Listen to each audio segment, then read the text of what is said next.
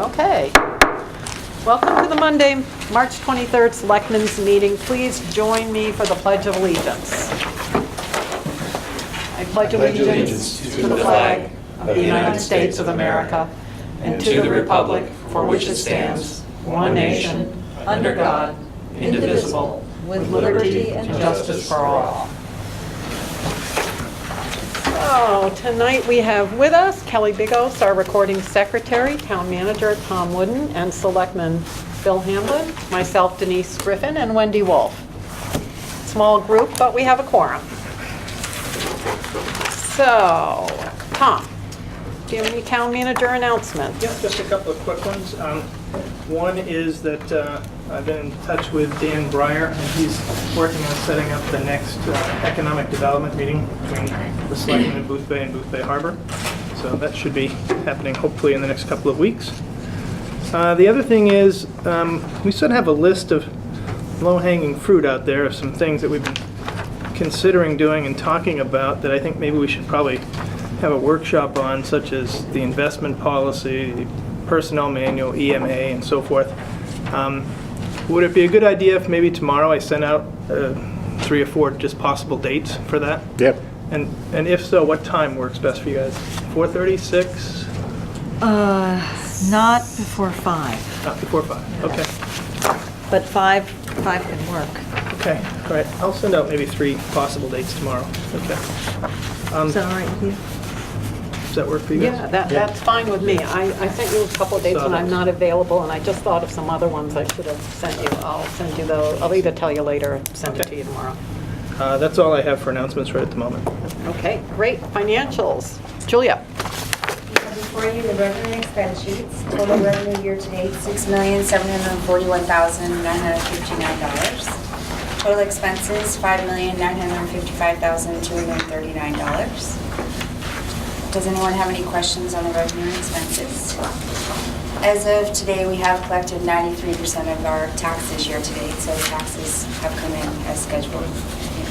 And how does that compare? Yeah, to last year? Yeah, it's on target. It's like 0.2% off, so. Okay. Right. And accounts payable is $112,086.41. And the bank balance is $2,815,858.70. Okay. But the expenses still are floating above last year's, is that? They are, and it was, they started coming together. Yeah, they came together briefly And then they we got diverged. the case, the what is The that called? Bobcat? Bobcat, yes. That would make a We difference. got the Bobcat, so I'm hoping that by the next meeting, which I think there's 3 weeks in before the next meeting, that it will catch up to itself for Okay. charting purposes. Thank you. Any other questions? No. Okay, so we'll move on to consent agenda. So on that consent agenda, which we can approve together unless people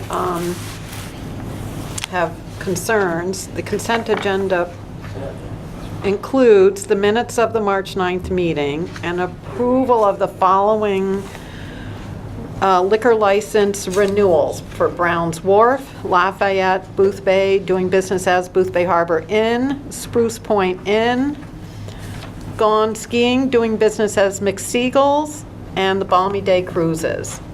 Anybody object to us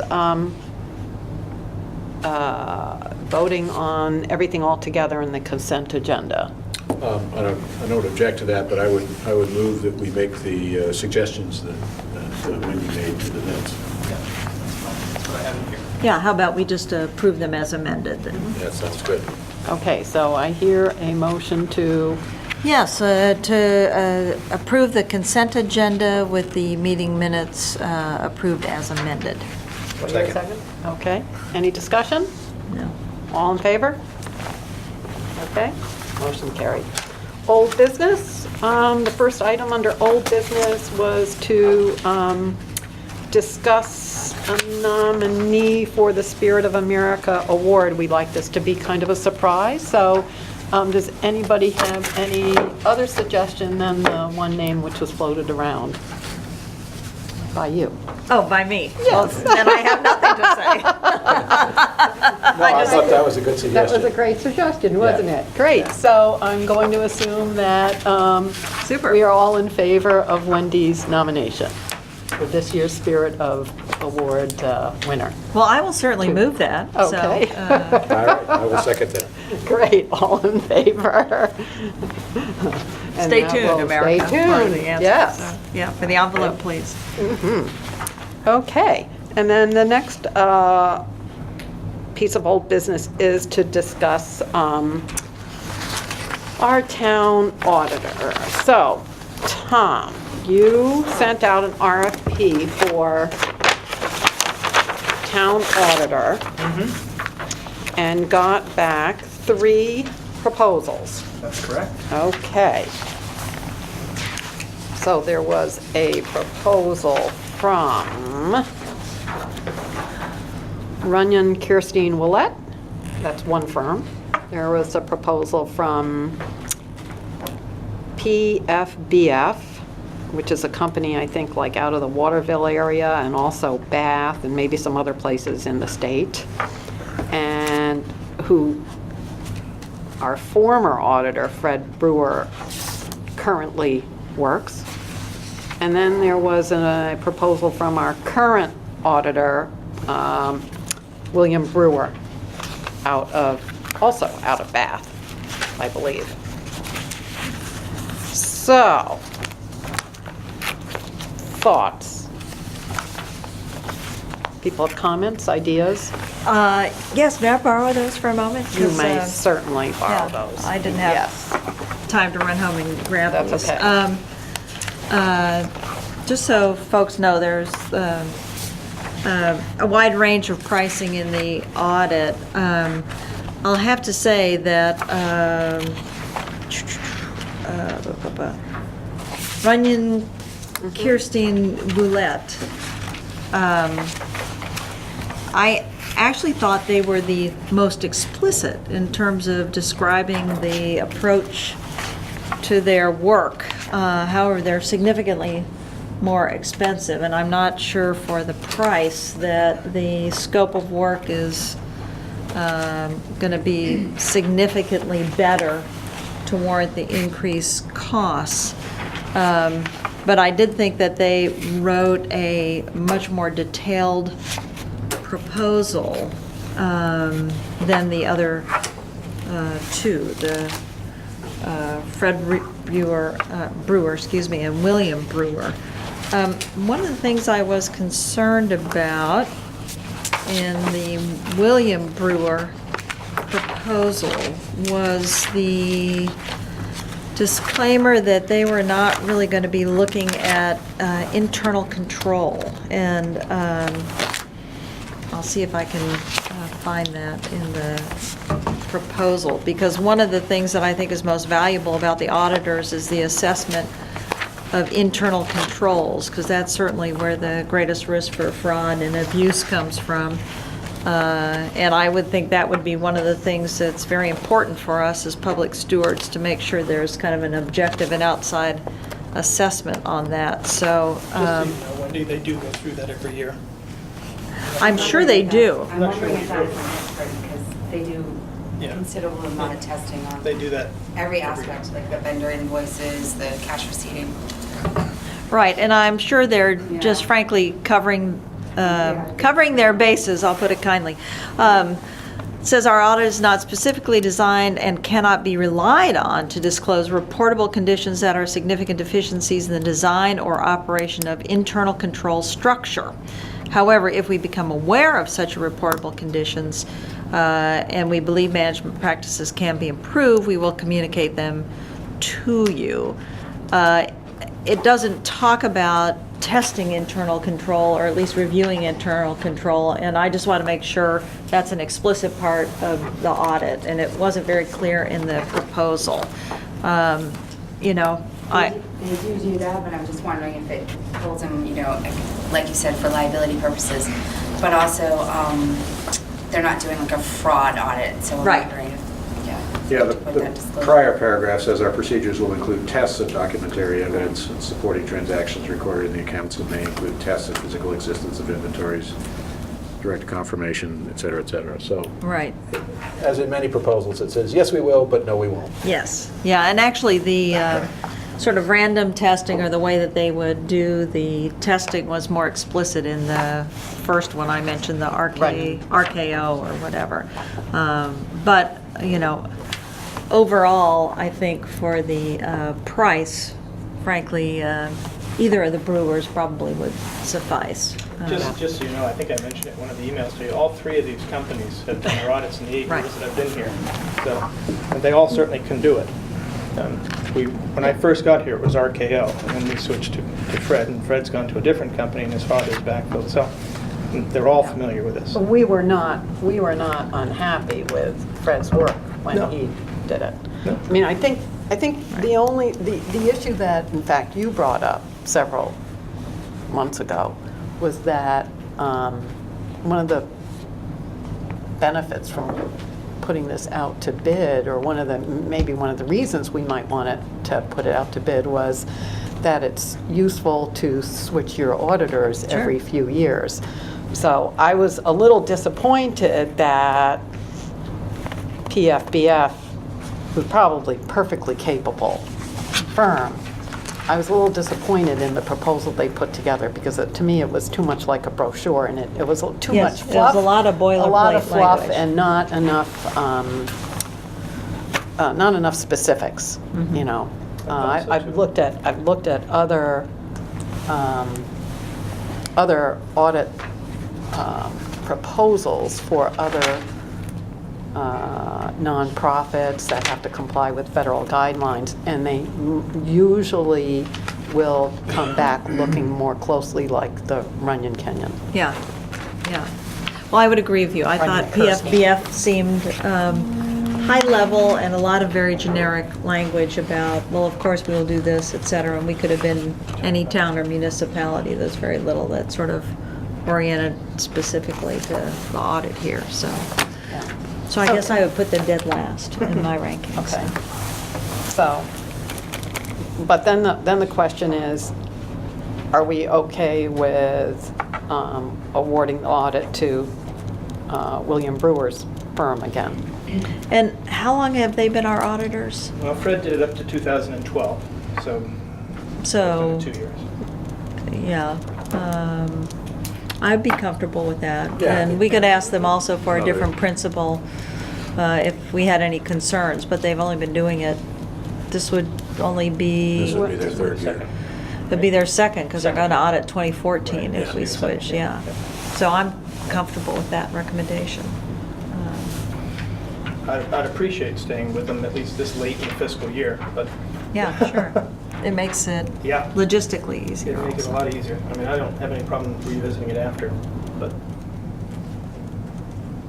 that would be my recommendation.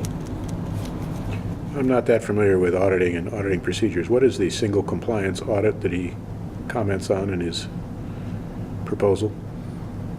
That's, Go ahead. that's if you receive federal funds over $300,000.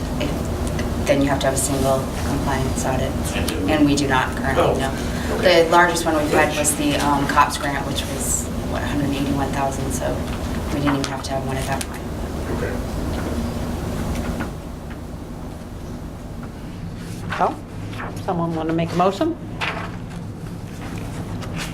Sure. I'll move that we continue to have William H. Brewer as our auditor. I will second that. Okay, any more discussion? All in favor? Thank you. All right, All right. great. Oh, thanks, I borrowed these from you. Oh, yeah, all right. To kind of I'm trying to remember my notes in my head. put that all together.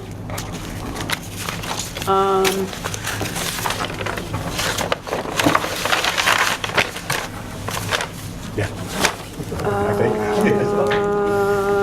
All right. I just have one other piece of old business. Tom actually received just a brief letter from Sarah Folger, and I just thought it might be nice to read it out loud after the last Board of Selectmen's meeting, and Sarah Folger wrote on behalf of the Congregational Church Building Committee a letter actually addressed to Mike Tomko. Dear Mike, we apologize for our comments that you should be removed as chair of the planning board for Boothbay Harbor. We recognize your conscientious and thoughtful approach to this difficult situation and trust you will know that our utter frustration resulted in harsh words that should not have been said. Please accept our sincere apology and recognize that we appreciate your countless hours of work on behalf of the entire community. Respectfully, Sarah Folger. So, That was nice. Thank you. so noted, and I hope that the rest of the planning board has heard or read the letter as well. So, and just so that people understand, the planning board certainly is still continuing to function, and I think actually met last week on a different topic and approved an application for an in-town business.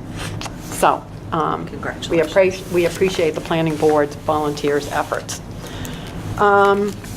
So on to new business, approve warrant articles for the town meeting. We have our town meeting, the vote May 1st, and the actual meeting at the high school on May 2nd, which is a Saturday at, are we doing 9 o'clock? 9 o'clock. 9 o'clock. So the warrant articles, once they're approved, will be publicized, as they always are, in the post office, but also we should have them up on our new website.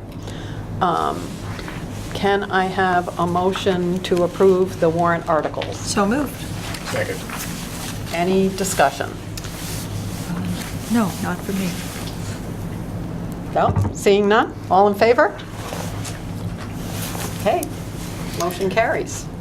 Denise, can we make just one comment, since this is hopefully going to be televised, that just as we encouraged people last time we met about volunteering for service on committees and boards, whatever, it's a great time to come to the town meeting and exercise your right to weigh in on town governance. And sometimes the numbers are very small for the people that come to the town meeting, so a relatively small group of residents are making the decisions that affect all the townspeople. So it's a really great opportunity to come and exercise your sort of civic right and vote. So I think we should encourage people to come. Absolutely. Thank you. Okay, moving on, public forum. Seeing none, very quiet public tonight. Do we have a need for an executive session? I don't think so. I don't think so. Okay, seeing none. Do we have a motion to approve the warrants? I move we approve the warrants upon review. And I will second that. Okay. Any discussion? All in favor? Can I have a motion to adjourn? I reluctantly make a motion to adjourn. This has been far too short a meeting to satisfy my need for civic service, but reluctantly I You're will welcome vote to that. stay. Yeah. I'll second that. Hey, this is not debatable. All in favor? The meeting is adjourned. All right.